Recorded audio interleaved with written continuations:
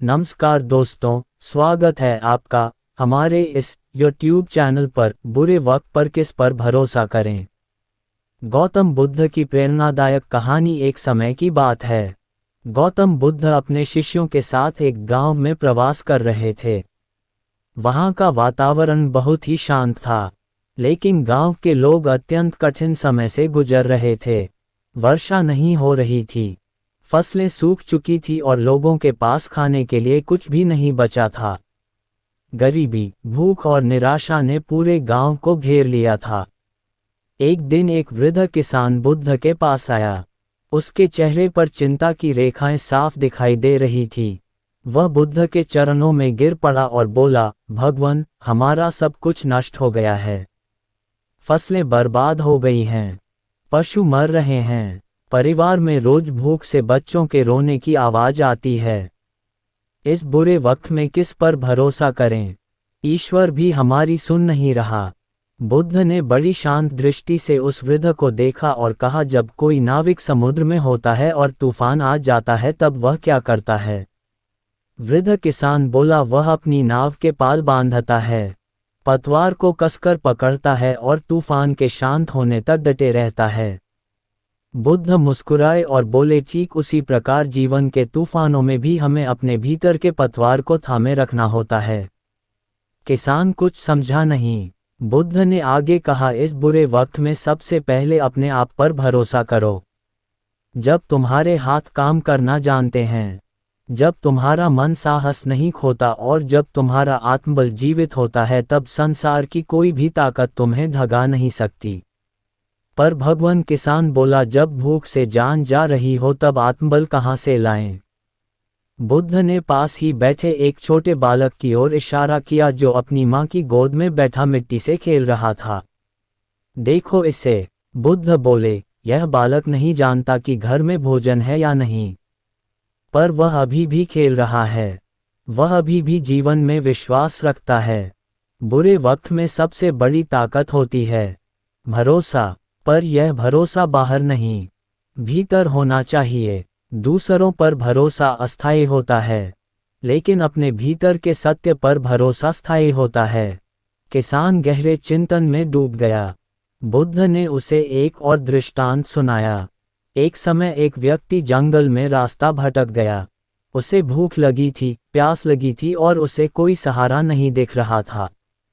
तभी उसे एक सूखा पेड़ दिखा। वह थककर पेड़ के नीचे बैठ गया। अचानक उसे याद आया कि उसके पास जेब में कुछ बीज है। वह उठा और उन बीजों को वहीं जमीन में बोने लगा। किसी ने पूछा, तू बीज क्यों बो रहा है? अभी तो तुझे खाना चाहिए। उसने उत्तर दिया, अगर मैं आज बीज बो दूं, तो कल इसका फल मिलेगा। अगर मैं बैठा रहा तो सिर्फ मौत आएगी। बुद्ध ने किसान की आंखों में देखा और कहा, ये बीज तेरे कर्म है। तू आज क्या बोता है, वही कल उगेगा। इसीलिए बुरे वक्त में शिकायत नहीं, समाधान बो। अपने परिश्रम में भरोसा रख। किसान की आंखों से आंसू बह निकले। उसने हाथ जोड़कर बुद्ध से कहा, अब मैं समझ गया। इस संसार में सबसे बड़ा सहारा मेरा आत्मविश्वास है और मेरा सच्चा मित्र मेरा कर्म है। बुद्ध ने मुस्कुराकर कहा, जो बुरे समय में स्वयं पर भरोसा करना सीख जाता है, उसके लिए कोई समय बुरा नहीं रहता। उस दिन उस गांव का वह किसान ही नहीं, पूरा गांव बदल गया। लोगों ने शिकायतों को छोड़कर फिर से श्रम करना शुरू किया, अपने भीतर के भरोसे को जगाया और कुछ ही महीनों में गांव में हरियाली लौट आई। इसलिए जब बुरा समय आए तो अपने भीतर देखो, वहीं तुम्हारा सबसे बड़ा सहारा छिपा है। उस दिन के बाद वह वृद्ध किसान रोज सुबह उठकर खेत में काम करने लगा। सूखी जमीन को भी वह इस विश्वास के साथ जोतता था जैसे कि कल बारिश होने वाली हो। गांव के और लोग जो पहले हार मान चुके थे, अब उसके साहस को देखकर प्रेरित होने लगे। एक शाम को किसान फिर से बुद्ध के पास आया। वह पहले से अधिक शांत और स्थिर दिखाई दे रहा था। उसने कहा, भगवान, जब मैंने अपने ऊपर भरोसा करना शुरू किया तो मुझे समझ आया कि मेरी शक्ति बाहर नहीं भीतर थी। पहले मैं दूसरों से उम्मीद करता था कि कोई आएगा और मेरी समस्या सुलझाएगा, पर आपने सिखाया कि समाधान मेरे ही हाथों में है। बुद्ध ने मुस्कुराकर कहा, यही सच्चा बोध है। जब तक मनुष्य अपनी ताकत को नहीं पहचानता, तब तक वह सच्चे धर्म को नहीं जान सकता। एक और दिन गांव में एक नौजवान आया जो बहुत परेशान था। उसके पिता की मृत्यु हो गई थी, व्यापार डूब गया था और दोस्तों ने उसे अकेला छोड़ दिया था। वह रोता हुआ बुद्ध के पास पहुंचा और बोला, भगवान, मैंने सब कुछ खो दिया है। अब मुझे किसी पर भरोसा नहीं बचा। लोग साथ छोड़ गए, धन चला गया और परिवार भी अब सहारा नहीं बन रहा। बताइए मैं किस पर भरोसा करूं? बुद्ध शांत रहे। उन्होंने नौजवान को ध्यान की मुद्रा में बैठने का इशारा किया। फिर बोले, तुम्हें मैं एक कहानी सुनाता हूँ। बहुत पहले एक राजा हुआ करता था। उसके पास एक अत्यंत सुंदर और कीमती हार था। उस हार को वह बहुत प्रेम करता था। एक दिन वह हार कहीं खो गया। पूरे महल में अफरा तफरी मच गई। हर सेवक, हर सैनिक उसे ढूंढने में लग गया पर हार नहीं मिला। राजा दुखी हो गया। एक साधु उस समय वहां आया। राजा ने उससे पूछा, महाराज, आपने मेरा कीमती हार देखा है? तो साधु ने मुस्कुराते हुए कहा, राजन, जो चीज तुम्हारे पास नहीं है वह तुमसे कभी खो ही नहीं सकती। राजा चौंका, इसका क्या अर्थ हुआ? साधु ने कहा, तुमने अपना भरोसा, अपना सुख, अपनी पहचान उस हार में बांध दी थी। अब जब वह चला गया, तुम टूट गए। तुम्हारा भरोसा उस वस्तु में था जो अस्थायी है। जब भरोसा भीतर होता है, तब बाहर की चीजें तुम्हें डिगा नहीं सकती। बुद्ध ने नौजवान की ओर देखा और कहा, तुम्हारा दुख इसीलिए है क्योंकि तुमने भरोसा लोगों और धन पर रखा। जब वे चले गए तुम गिर गए। अब समय है उस भरोसे को भीतर लाने का। आत्मबल और ध्यान ही तुम्हारे सच्चे मित्र हैं। नौजवान ने कहा, पर भगवान, मेरे पास तो अब कुछ भी नहीं बचा। ना धन, ना परिवार, ना कोई सहारा। मैं कहाँ से शुरू करूं? बुद्ध बोले, शून्य से शुरुआत सबसे पवित्र शुरुआत होती है। जब पात्र खाली होता है तभी उसमें अमृत भरता है। बुद्ध ने उसे ध्यान की विधि बताई। सांस पर ध्यान केंद्रित करने की, हर दिन कुछ क्षण खुद के साथ बैठने की। उन्होंने कहा, जब मन शांत होगा तो समाधान स्वयं प्रकट होंगे। जब तुम भीतर से स्पष्ट हो जाओगे तब बाहर की हर समस्या हल होने लगेगी। उस नौजवान ने वैसा ही किया। वह हर सुबह उठकर नदी किनारे बैठता, अपनी सांसों को देखता, अपने मन को शांत करता। धीरे धीरे उसका चेहरा बदलने लगा। उसके अंदर स्थिरता आने लगी और फिर कुछ ही महीनों में वह गांव का सबसे समझदार और साहसी व्यक्ति बन गया। लोग उसकी सलाह लेने लगे और एक दिन उसने फिर से व्यापार शुरू किया। पर इस बार आत्मबल और सेवा के साथ गांव में बदलाव आ चुका था। लोग अब बुद्ध को सिर्फ गुरु नहीं बल्कि जीवन के दर्पण के रूप में देखने लगे थे। वे समझ चुके थे कि बुरे वक्त में भगवान भी तभी मदद करता है जब इंसान खुद को थाम ले। एक दिन एक शिष्य ने बुद्ध से पूछा, भगवान, जब सब कुछ छीन जाए तो क्या मनुष्य फिर से उठ सकता है? बुद्ध मुस्कुराए और बोले, सूरज हर शाम डूबता है, पर फिर भी अगली सुबह उगता है। अगर सूरज को पता होता कि वह फिर नहीं उगेगा तो अंधकार स्थायी हो जाता, पर वह हर बार लौटता है क्योंकि उसे खुद पर भरोसा है। इसी प्रकार जीवन में भी अंधकार आता है, बुरा वक्त आता है, पर जो भीतर की लौ को बुझने नहीं देता वह फिर से प्रकाश फैला सकता है। भरोसा उस लौ का नाम है। गांव के लोगों ने ये सीख दिल में उतार ली। अब कोई भी कठिन समय आने पर घबराता नहीं था। वे जानते थे कि बुद्ध के शब्दों की तरह जो खुद को जानता है वही सच्चा सहारा पा लेता है। गौतम बुद्ध ने जाते जाते एक अंतिम बात कही, बुरे वक्त में किसी पर भरोसा करना है तो उस चेतना पर भरोसा करो जो तुम्हारे भीतर धड़क रही है। वह तुम्हारा सबसे बड़ा साथी है, ना कभी छोड़ता है, ना थकता है, ना टूटता है। वही आत्मा है, वही बुद्ध है। बुद्ध का वह वचन जो भीतर है वही सहारा है। गांव में गूंजने लगा था। एक एक करके गांव के लोग अब अपने जीवन की कठिनाइयों से लड़ना सीखने लगे थे। बुद्ध के प्रवचन ने एक प्रकार की आंतरिक क्रांति ला दी थी। परंतु इस कहानी का अंत यहाँ नहीं था, क्योंकि हर शिक्षा की असली परीक्षा जीवन लेता है। गांव में एक विधवा स्त्री थी, माया। उसका एक ही बेटा था, छोटा और मासूम। उसका पति वर्षों पहले बीमारी के चलते चल बसा था और अब माया अपने बच्चे के सहारे जी रही थी। वह रोज छोटा मोटा काम करके भोजन जुटाती और हर शाम अपने बेटे को गोदी में सुला देती। बुद्ध की शिक्षाओं से प्रभावित होकर वह भी रोज ध्यान करने लगी थी। वह रोज बुद्ध के शब्द दोहराती, भरोसा अपने भीतर रखो, दुख स्थायी है, कर्म ही सहारा है। एक दिन गांव में अचानक बीमारी फैल गई। कुछ ही दिनों में कई लोग बीमार पड़ने लगे। दुर्भाग्य से माया का बेटा भी इस बीमारी की चपेट में आ गया। माया ने हर संभव प्रयास किया। गांव के वैद्य से दवा मंगवाई, जड़ी बूटियां जुटाई, पर बच्चा दिन ब दिन कमजोर होता गया। अंततः एक रात माया की गोद में उसका बेटा शांत हो गया, जैसे किसी अनंत नींद में चला गया हो। माया की आंखें सुनी हो गई। उसका संसार जैसे एक झटके में समाप्त हो गया था। गांव के लोग दौड़कर बुद्ध के पास पहुंचे और कहा, भगवान, माया का बेटा नहीं रहा। वह अब कुछ बोल नहीं रही, कुछ खा नहीं रही। वह शून्य हो गई है। बुद्ध तुरंत उठे और माया के घर पहुंचे। उन्होंने देखा माया अपने बेटे के शव को गोद में लिए बैठी थी। आंखों में आंसू नहीं थे, ना ही कोई शिकायत।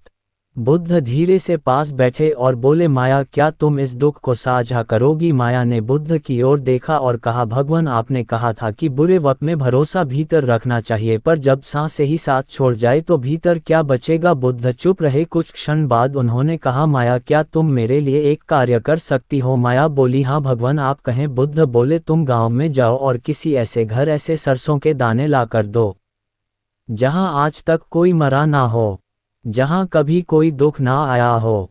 बस एक मुट्ठी सरसों चाहिए। माया को कुछ आशा की किरण दिखी। वह उठी और गांव में एक एक दरवाजे पर जाने लगी। पहले घर में गई, वहां एक बच्चा हाल ही में बीमार होकर मरा था। दूसरे घर गई, वहां एक बूढ़ी माँ अपने बेटे के गम में जी रही थी। तीसरे घर में पिता की मृत्यु का शोक। चौथे घर में बहन की शादी टूट गई थी और परिवार उदास था। माया पूरे गांव में घूमती रही। हर दरवाजे से एक ही उत्तर मिला, हमारे घर में भी दोहक आया है। शाम तक जब वह लौटी तो उसके हाथ खाली थे, पर मन भरा हुआ था। वह बुद्ध के चरणों में गिर गई और बोली, भगवान, अब मैं समझ गई हूँ। मृत्यु अकेले मेरी नहीं आई, दोहक अकेले मेरा नहीं है। ये जीवन का स्वभाव है। बुद्ध ने उसके सिर पर हाथ रखा और बोले, माया, जब इंसान अपने दुख को सबका दुहक समझ लेता है, तभी उसका दुहक हल्का होने लगता है। तुमने अब सत्य को देखा है। अब तुम्हारा दुहक तुम्हारे जीवन को नष्ट नहीं करेगा, बल्कि तुम्हें नया जीवन देगा। यही बोधि है। माया ने शव को अग्नि को समर्पित किया और कुछ दिनों बाद वह बुद्ध के संग में शामिल हो गई। उसने सेवा, ध्यान और करुणा को अपने जीवन का मार्ग बना लिया। वह माया जो कभी केवल एक माँ थी, अब गांव की एक ज्ञानी शिक्षिका बन चुकी थी। वह अन्य महिलाओं को सिखाती, उन्हें ध्यान कराती और कहती, जब सब कुछ छीन जाए तब भी तुम्हारा मन तुम्हारे साथ होता है, बस उसे थामना सीखो। समय बीतता गया। गांव में बदलाव स्थायी हो गया था। लोग अब केवल आस्था से नहीं, अनुभव से जानते थे कि बुरे वक्त में सहारा बाहर नहीं भीतर होता है। फिर एक दिन बुद्ध ने अपने सभी शिष्यों को एकत्र किया और बोले, इस संसार में जब कोई बच्चा जन्म लेता है तो वह खाली हाथ आता है। जब वह जाता है तब भी कुछ साथ नहीं ले जाता। तो फिर यह भ्रम क्यों कि सुख, सहारा और भरोसा बाहर से आएगा। बुरे समय में भरोसा उस सत्य पर करो जो कभी नहीं बदलता, और वह सत्य तुम्हारे भीतर है। ना वह मृत्यु से मिटता है, ना अपमान से डरता है, ना अकेलेपन से डरता है। ये जो आत्मा है वह अमिट है। जो इसे जान ले वह मृत्यु में भी जीवन देखता है और अंधेरे में भी प्रकाश पा लेता है। उस दिन के बाद बुद्ध ने गांव को छोड़ दिया। पर गांव के लोगों ने कभी बुद्ध को नहीं छोड़ा, क्योंकि अब वे जान गए थे कि जब बुरा वक्त आए तो शोर से नहीं, शांति से लड़ो, दूसरों पर नहीं, खुद पर भरोसा करो और उस दीप को जलाए रखो जो भीतर टिमटिमा रहा है। वही तुम्हारी राह दिखाएगा, वही तुम्हारा सबसे बड़ा भरोसा है। गांव में अब सच्चे परिवर्तन की लहर फैल चुकी थी। लोग अब समझ चुके थे कि बुरे समय में बाहर का सहारा अस्थायी होता है और भीतर का आत्मबल ही सबसे स्थायी शक्ति है। लेकिन बुद्ध की शिक्षाओं की असली गहराई तो तब सामने आई जब जीवन एक बार फिर चुनौती बनकर गांव के सामने खड़ा हुआ। गांव के पास एक पहाड़ी क्षेत्र था जहां से जल की एकमात्र धारा बहती थी। वर्षा कम होने के कारण वह जलधारा भी सूखने लगी। कुएं और तालाब भी धीरे धीरे खाली होने लगे। खेत सूख गए। पशु पक्षियों के लिए भी जल संकट गहराने लगा। यह अकाल जैसे हालात थे। लोग फिर से डरने लगे थे। लेकिन इस बार उन्होंने सीधा बुद्ध के पास भागने की बजाय स्वयं को भीतर से टटोलने का प्रयास किया। गांव की पंचायत में सभी एकत्र हुए। वहां माया भी थी। वह अब सबसे अनुभवी और स्थिर महिला बन चुकी थी। उसने धीरे से कहा, हमारे पास दो रास्ते हैं। या तो हम डरे दूसरे को दोष दें, भाग्य को कोसे, या फिर हम उस पर भरोसा करें जो अब तक हमें संभालता आया है। हमारी चेतना, हमारी एकता और हमारा कर्म। एक बुजुर्ग किसान खड़ा हुआ और बोला, अब हमें सिर्फ ईश्वर या बुद्ध की शरण में जाने की नहीं, बल्कि बुद्ध की बात को जीवन में उतारने की जरूरत है। ये सुनकर गांव के सभी लोग मिलकर एक बड़ा कार्य आरंभ करने लगे। उन्होंने पहाड़ी क्षेत्र की सफाई शुरू की, पुराने पानी के स्रोतों को पुनर्जीवित करने का प्रयास किया, वर्षा जल संग्रहण के लिए गड्ढे खोदे। हर हाथ मदद के लिए उठने लगा। स्त्रियां पत्थर धो रही थी, बच्चे मिट्टी जमा कर रहे थे और पुरुष पहाड़ी की खुदाई कर रहे थे। उनका एक ही उद्देश्य था, बिना उम्मीद खोए अपने कर्म पर भरोसा बनाए रखना। 3 सप्ताह बीत गए। वर्षा अब भी नहीं हुई थी। गर्मी तेज हो चली थी। कुछ लोगों के मन में अब संशय आने लगा। एक युवक ने माया से पूछा, क्या होगा अगर बारिश ना हुई, तो क्या ये सब व्यर्थ हो जाएगा? माया ने शांत स्वर में कहा, बेटा, बारिश हो या ना हो, हमने अपने भीतर बारिश कर ली है। हमने भरोसे के बीज बोए हैं और जो अपने कर्म के बीज बोता है उसे फल अवश्य मिलता है। वह भले बादल से ना आए पर भीतर से जरूर फूटता है। इस उत्तर ने पूरे गांव को फिर से ऊर्जावान कर दिया। फिर एक दिन सुबह सुबह आकाश में बादल घिर आए। हल्की हल्की ठंडी हवा चलने लगी। पक्षी चहचहाने लगे और फिर दोपहर होते होते बूंदें गिरने लगी। वर्षा शुरू हुई। धीरे धीरे तेज बारिश होने लगी। सूखी धरती की प्यास बुझने लगी। कुएं फिर से भरने लगे। तालाबों में लहरें उठने लगी। बच्चों ने नाचना शुरू कर दिया और बूढ़े किसान भावुक हो गए। पर इस बार गांव वाले सिर्फ वर्षा से नहीं भीगे थे, वे भीतर से भीगे थे, आत्मबल और विश्वास की वर्षा में। संगीत। उसी शाम गांव के लोग बुद्ध के पास पहुंचे। वे सब उनके चरणों में झुक गए और बोले, भगवान, आपने हमें कुछ दिया नहीं, फिर भी सब कुछ दे दिया। आपने चमत्कार नहीं किया, फिर भी चमत्कार हो गया। बुद्ध मुस्कुराए और बोले, मैंने सिर्फ वह दिया जो पहले से ही तुम्हारे भीतर था। भरोसा। जिस दिन तुमने बाहर देखने की बजाय भीतर देखा, उसी दिन तुम्हारा बुरा समय समाप्त हो गया। फिर बुद्ध ने एक अंतिम कथा सुनाई। बहुत समय पहले एक व्यापारी था। वह समुद्री मार्ग से व्यापार करता था। एक बार उसकी नाव तूफान में फंस गई।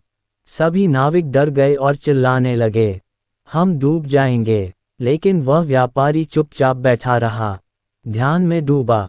किसी ने पूछा, तू डर क्यों नहीं रहा? उसने उत्तर दिया, क्योंकि मैं जानता हूँ डूबना भी जीवन का हिस्सा है। मैं तैरना जानता हूँ, और अगर नहीं भी जानता तो मैं इतना शांत हूँ कि जल भी मुझे सहारा देगा। कुछ देर बाद तूफान थम गया और नाव किनारे लग गई। वह व्यापारी नहीं डूबा, क्योंकि उसने पहले ही अपने भीतर से डर को डुबो दिया था। बुद्ध ने आगे कहा, जिसने भीतर भरोसा कर लिया उसका बाहर का संसार सदा स्थिर रहेगा। गांव के लोगों ने बुद्ध के चरणों में प्रणाम किया और अपने अपने जीवन में लौट गए। लेकिन अब वे पहले जैसे नहीं थे। अब उन्हें पता था कि संकट आएगा पर भय नहीं रहेगा, दुख आएगा पर टूटन नहीं होगी, असफलता आएगी पर प्रयास बंद नहीं होगा और सबसे महत्वपूर्ण भरोसा कभी खोया नहीं जाएगा। माया अब एक साध्वी बन चुकी थी। वह आसपास के गांवों में जाकर लोगों को सिखाती, बुरे वक्त में किसी पर भरोसा करना है तो अपने आत्मा की आवाज पर करो, वही तुम्हारा सबसे बड़ा मार्गदर्शक है। गौतम बुद्ध गांव से प्रस्थान कर चुके थे, लेकिन उनकी शिक्षा उस भूमि में बीज बनकर बोई जा चुकी थी और अब वह बीज अंकुरित होकर वृक्ष बन रही थी। गांव के हर घर में, हर दिल में अब सिर्फ बुद्ध की छवि नहीं थी, बल्कि वह आत्मबल था जो उन्होंने लोगों के भीतर जागृत कर दिया था। समय बीता, मौसम बदले, वर्षा आए और गई, खेतों में फिर हरियाली लौट आई थी, पर जीवन की परीक्षा कभी समाप्त नहीं होती। गांव के उत्तर दिशा में एक जंगल था। उसी जंगल से होकर एक व्यापारिक मार्ग गुजरता था। एक दिन डाकुओं का एक दल उस मार्ग पर सक्रिय हो गया। राहगीरों को लूटा जाने लगा। भय का माहौल फिर पनपने लगा। गांव के युवा और बुजुर्ग एक बार फिर भयभीत हो गए। वर्षों की मेहनत से जो गांव फिर खड़ा हुआ था उसे अब लूट और हिंसा का भय घेरने लगा। एक दिन पंचायत में गांव के लोग एकत्र हुए। सभी के चेहरे पर चिंता थी। किसी ने कहा हमें राजा से सहायता मांगनी चाहिए। दूसरे ने कहा हमें गांव छोड़ देना चाहिए जब तक खतरा टल ना जाए। फिर तीसरे ने कहा हमें हथियार उठाने चाहिए और स्वयं रक्षा करनी चाहिए। माया, जो अब सबकी मार्गदर्शक बन चुकी थी, चुपचाप बैठी रही। सभी की बातें सुनने के बाद उसने शांति से कहा, डरना स्वाभाविक है, लेकिन डर के कारण अपनी शक्ति को खो देना यह मूर्खता है। बुद्ध ने हमें सिखाया है, बाहरी संकट कभी भी पूरी तरह से समाप्त नहीं होंगे, लेकिन उन्हें देखने का दृष्टिकोण बदल जाए तो वे अवसर बन जाते हैं। सभी लोग उसकी ओर देखने लगे। माया ने आगे कहा, हम डर को सामने रखकर निर्णय लेंगे तो हार निश्चित है, लेकिन अगर हम साहस और बुद्ध की करुणा के साथ चल तो शायद कोई रक्तपात ना हो और समाधान भी मिल जाए। गांव के युवकों को माया की बात ने छू लिया। उन्होंने एक योजना बनाई। कुछ ही दिनों में गांव के कुछ युवक साधारण वस्त्र पहनकर जंगल की ओर निकले। उनके पास ना तो हथियार थे ना क्रोध, बल्कि हाथों में थे रोटियां, पानी और एक छोटी सी मूर्ति बुद्ध की। वे डाकुओं के गढ़ में पहुंचे। डाकू पहले चौंके फिर क्रोधित हुए। उन्होंने पूछा, तुम्हारी यह हिम्मत कैसे हुई हमारे इलाके में आने की? एक युवक बोला, हम लड़ने नहीं, तुम्हारे साथ भोजन बांटने आए हैं। हमने सुना कि तुम भूखे हो और हिंसा इसलिए करते हो क्योंकि तुम्हें जीने का कोई और रास्ता नहीं मिला। डाकू अवाक रह गए। दूसरे युवक ने कहा, हम बुद्ध के शिष्य हैं। हमें बताया गया है कि हर व्यक्ति में अच्छाई छिपी होती है। हम उसी अच्छाई को जगाने आए हैं। डाकुओं के सरदार ने कठोर स्वर में कहा, हम कोई साधु नहीं जो उपदेश सुने। हमने संसार से सिर्फ धोखा खाया है। अब सिर्फ ताकत ही हमें रास्ता दिखाती है। एक युवक ने बुद्ध की मूर्ति उनके सामने रख दी और बोला, जब यह मूर्ति तुम्हें ताकतहीन लगे तब इसे फेंक देना, लेकिन अगर तुम्हारे भीतर कहीं थोड़ी भी शांति की चाह बाकी हो तो एक बार आंख बंद करके इसे देखो। कुछ क्षण की चुप्पी रही। फिर डाकुओं के बीच सबसे छोटा सदस्य धीरे से आगे आया और बोला, मैंने अपनी माँ को हमेशा बुद्ध का नाम लेते देखा था। जब वह मर रही थी तो उनके होठों पर यही नाम था। मैं भूल गया था, लेकिन आज वह स्मृति लौट आई है। सरदार ने उसकी ओर देखा और पहली बार उसकी आंखों में कठोरता के बजाय एक बेचैनी थी। युवकों ने डाकुओं को आमंत्रित किया, गांव चलो, भोजन करो और देखो कि बिना भय और रक्त के भी जीवन कितना सुंदर हो सकता है। अविश्वसनीय रूप से अगले दिन डाकुओं का दल गांव पहुंचा। बिना हथियारों के गांव के लोगों ने डर की जगह करुणा से उनका स्वागत किया। माया ने सबको बुलाया और कहा, बुद्ध ने कहा था अंधकार को अंधकार से नहीं मिटाया जा सकता, उसे केवल प्रकाश ही मिटा सकता है। हमने यही किया है। हमने अंधेरे में दीप जलाया है। डाकुओं का जीवन बदलने लगा। कुछ समय में उन्होंने अपने पुराने कर्म छोड़ दिए और गांव की सेवा करने लगे। कुछ ने खेती शुरू की, कुछ ने सुरक्षा की जिम्मेदारी ली और कुछ बुद्ध की शिक्षाओं को सीखने में लग गए। एक दिन डाकुओं का वही सरदार माया के पास आया। उसकी आंखें नम थीं। उसने कहा, आपने मुझ पर भरोसा किया जब मैं खुद पर भी भरोसा नहीं करता था। आपने हमें शांति दी जबकि हम उसे लूटने आए थे। मैं जीवन भर आपका ऋणी रहूंगा। माया ने मुस्कुराकर उत्तर दिया, मैंने भरोसा तुम पर नहीं, उस अच्छाई पर किया जो तुम्हारे भीतर छिपी थी, और वह अच्छाई तुम्हारी नहीं थी। वह बुद्ध का बीज था जो हर मनुष्य में होता है। तुमने उसे जागृत किया। यही तुम्हारा पुनर्जन्म है। वर्षों बीत गए। गांव अब आश्रम जैसा बन चुका था। लोग वहां दूर दूर से शिक्षा, ध्यान और शांति सीखने आते थे। गौतम बुद्ध के वे शब्द अब दीवारों पर नहीं लोगों के जीवन में गूंजते थे। बुरे वक्त में खुद पर भरोसा करो। भीतर की ज्योति को जलाए रखो और जान लो जब तुम टूटने लगो तब सबसे बड़ा सहारा तुम स्वयं होते हो। माया अब वृद्ध हो चली थी लेकिन उसकी आंखों में वह ज्योति थी जो बुझी नहीं थी। एक शाम वह गांव के बच्चों को कहानी सुना रही थी। वही कहानी जो बरसों पहले उसने खुद जी थी।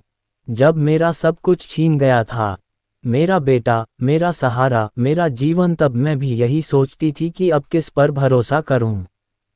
पर बुद्ध ने मुझे एक आईना दिखाया और उसमें मैंने अपना ही चेहरा देखा। वही चेहरा जो डरता नहीं था, जो फिर से उठ सकता था, जो जीवन को नया अर्थ दे सकता था। हाँ, और अंत में माया ने कहा, अगर तुमसे कोई पूछे बुरे वक्त में किस पर भरोसा करे तो कह देना अपने मन की उस आवाज पर जो टूटकर भी उठती है, हार कर भी मुस्कुराती है और अंधेरे में भी खुद को खोज लेती है। क्योंकि वही आवाज बुद्ध है। वही आत्मा तुम्हारा सबसे सच्चा सहारा है। तो मित्रों, आपने सुनी आज की वह कथा जो केवल किसी गांव की कहानी नहीं थी। ये हमारी, आपकी, हम सब की कहानी है। एक ऐसी कहानी जो हमें बताती है कि जब जीवन में अंधेरा गहराने लगे, जब रिश्ते साथ छोड़ दें, जब हालात हाथ से निकल जाए, जब अपने भी पराये बन जाए, जब विश्वास डगमगाने लगे और जब रास्ते धुंधले हो जाए, तब क्या करें? क्या टूट जाए? क्या रोते रहें? क्या दूसरों पर दोष डालते रहें? क्या भाग जाए इस जीवन की चुनौतियों से? गौतम बुद्ध कहते हैं, नहीं, क्योंकि जीवन कोई आसान राह नहीं बल्कि तप की एक यात्रा है। इसमें दुख भी आएंगे, कठिनाई भी, हार भी और अकेलापन भी। लेकिन इन सब से ऊपर उठने की शक्ति तुम्हारे ही भीतर छिपी है। तुम ही अपने सबसे बड़े शत्रु हो और तुम ही अपने सबसे बड़े मित्र। जब बुद्ध ने माया को उसका मरा हुआ बेटा गोद में लिए देखा तब उन्होंने सिर्फ एक प्रश्न किया, क्या तुम मेरे लिए एक कार्य कर सकती हो? उन्होंने उसे बाहर भेजा लेकिन सच्चाई भीतर दिखाई। आज हमारे जीवन में भी समस्याएं बाहर से नहीं आती, वे भीतर की अस्थिरता का परिणाम होती हैं। हम डरते हैं क्योंकि हमारा मन डरा हुआ है। हम टूटते हैं क्योंकि हमने अपने मन को संभालना नहीं सीखा। हम भरोसा खो देते हैं क्योंकि हमने भरोसा करना सीखा ही नहीं। ना खुद पर, ना जीवन पर, ना समय पर। लेकिन एक बार, सिर्फ एक बार, अगर तुम ठहर गए, बैठ गए और अपने भीतर झांक लिया तो वहां शांति मिलेगी, वहां शक्ति मिलेगी, वहां बुद्ध मिलेगा। बुद्ध कोई बाहर का देवता नहीं है, वह तुम्हारे भीतर बैठा हुआ वह प्रकाश है जिसे अज्ञान के पर्दे ने ढक दिया है। याद रखो, जब तूफान आता है तो बड़े बड़े पेड़ उखड़ जाते हैं, लेकिन बांस झुकता है, लचकता है और फिर से खड़ा हो जाता है। जीवन भी ऐसा ही है। झुको लेकिन टूटो मत, रो लेकिन रुको मत, थको लेकिन चलना मत छोड़ो। क्योंकि जिसने अपने भीतर के दीपक को जला लिया उसके जीवन में कोई रात स्थायी नहीं रहती। डाकू बदले क्योंकि किसी ने उन्हें शस्त्र से नहीं समझ से देखा। गांव बदला क्योंकि किसी ने डर से नहीं विश्वास से जीवन को देखा। और माया बदली क्योंकि उसने अपने सबसे बड़े दुहक को सबसे बड़ा बोध बना दिया। क्या तुम भी बदल सकते हो? हाँ, बिल्कुल बदल सकते हो। अगर तुम ये समझ सको कि जीवन में भरोसा किसी और पर नहीं, खुद पर रखना सीखो। दोहक आएंगे लेकिन वे तुम्हें तोड़ने नहीं तुम्हें मजबूत बनाने आए हैं। संकट आएंगे लेकिन वे तुम्हारी परीक्षा नहीं तुम्हारी परिपक्वता लाने आए हैं। अगर तुम्हारे पास कोई नहीं है तो याद रखो तुम्हारा मन तुम्हारा सबसे बड़ा साथी है। उसे ही साध लो, वही तुम्हें उस पार ले जाएगा। गौतम बुद्ध कहते हैं अध दीपो भव अपने लिए स्वयं दीपक बनो। इसका अर्थ सिर्फ यह नहीं कि रास्ता ढूंढो, इसका अर्थ है स्वयं को पहचानो, स्वयं को जानो, स्वयं से प्रेम करो और स्वयं पर भरोसा करो। क्योंकि जब कोई तुम्हारे साथ नहीं होता तब तुम ही अपने सबसे भरोसेमंद साथी होते हो। और यह भरोसा, यह आत्मबल, ये करुणा, यही है बुद्धत्व। तो मित्रों, इस वीडियो को यहीं समाप्त करने से पहले आइए कुछ क्षण अपनी आंखें बंद करें और अपने मन से एक प्रश्न करें। क्या मैं अपने भीतर के बुद्ध को जानता हूँ? क्या मैं अपने सबसे कठिन समय में खुद पर भरोसा कर पाता हूँ? क्या मैं इस जीवन की परीक्षा में डरता हूँ या दृढ़ रहता हूँ? अगर उत्तर हाँ है तो चलिए अपने अनुभव को दूसरों से बांटें। अगर उत्तर नहीं है तो चलिए आज से शुरुआत करें। क्योंकि बुद्धत्व कोई एक क्षण में नहीं मिलता, ये हर दिन की छोटी छोटी बातों में प्रकट होता है। जब तुम क्रोध नहीं करते, जब तुम किसी की मदद करते हो, जब तुम खुद को क्षमा कर देते हो, जब तुम हार के बाद भी मुस्कुराते हो, जब तुम गिरकर फिर उठ खड़े होते हो, वही क्षण है जब बुद्ध तुम्हारे भीतर मुस्कुरा रहा होता है। तो अंत में बस यही कहूँगा, जब बुरा वक्त आए भरोसा खुद पर करो, क्योंकि वही सच्चा भरोसा है जो तुम्हें अंधकार से प्रकाश की ओर ले जाएगा। और जब तुम खुद को थाम लोगे तब पूरा ब्रह्मांड तुम्हारा साथ देगा। धन्यवाद। ध्यान रखें, बुद्ध कहीं बाहर नहीं, वह आपके भीतर है, बस उसे पहचानना बाकी है। तो दोस्तों, वीडियो अच्छी लगी तो वीडियो को लाइक और चैनल पर नए हो तो चैनल को सब्सक्राइब जरूर करें। धन्यवाद।